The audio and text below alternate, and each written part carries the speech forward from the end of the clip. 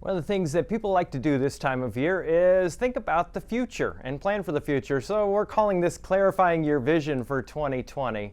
Now, I think about goals in this way. It's kind of like this road of life that we live on, and we want it to be a smooth ride. So you might be looking at different parts of your life and setting goals for different areas. Too many times people just go and try to say, I'm just going to have a better life, and they're very, very non-specific.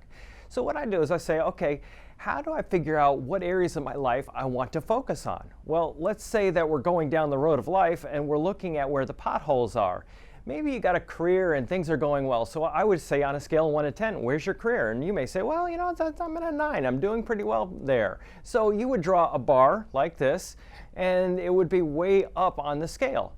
Then you would say, well, where am I in family? Well, my kids hate me. Then you say, well, that's not doing so well. So you may put a 5 there. And then you would say, well, how's my marriage going? And then you, maybe rate that fairly highly.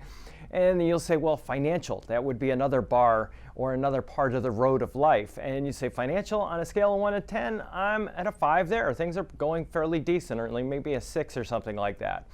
And then we might look at spiritual and say, well, things are going okay in that particular area, so you might rate that highly. And then you look at another area of your life, like hobbies. So you pick all these different areas of your life and you rate them on a scale of 1 to 10. Friends, I'm doing fairly well or I'm doing poorly, so rate it on a scale of 1 to 10. And then look at health on a scale of 1 to 10. Where are you in terms of health? Now what happens is we set these goals and we want them to do them smartly. So we call them SMART goals, and it's an acronym. It stands for specific, measurable, attainable, relevant, and time sensitive. So specific, let me give you an example. You may say, I want to get healthy. Well, in what way? I want to lose weight. I want to get my cholesterol down. What area of your health do you specifically want to work on? I want to get my finances in order. Well, what part of your financial life? Maybe it's investments. Maybe it's your will or your budget or savings. And you want to be very specific on what areas of your life that you want to fix. And then you want your goals to be measurable. Now, you can't just say, I want better finances. Well, look at specifically and in a measurable area what needs to improve. Maybe you only have 1 month of savings or living expenses and savings and you want to have 6. Now we can measure that. I want to go from 1 month to 6 months worth of savings in a money market account or something like that.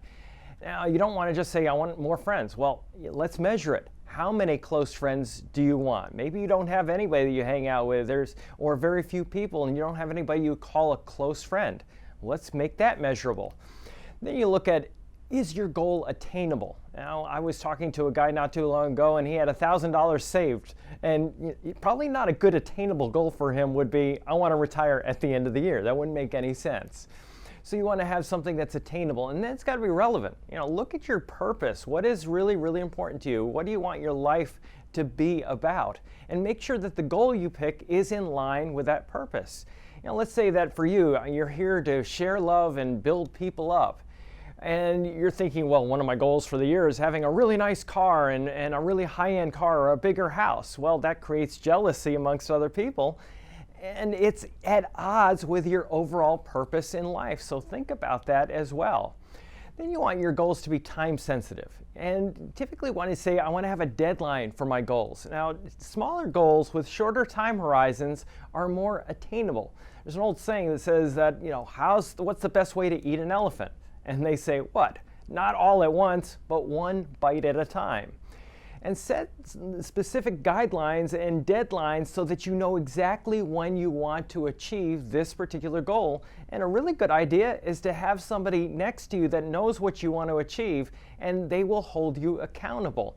So that you're basically answering to somebody to some extent, because from a psychological standpoint, that makes it a lot easier to stay on task if you know somebody else is watching. So some good guidelines for the year 2020 and setting goals.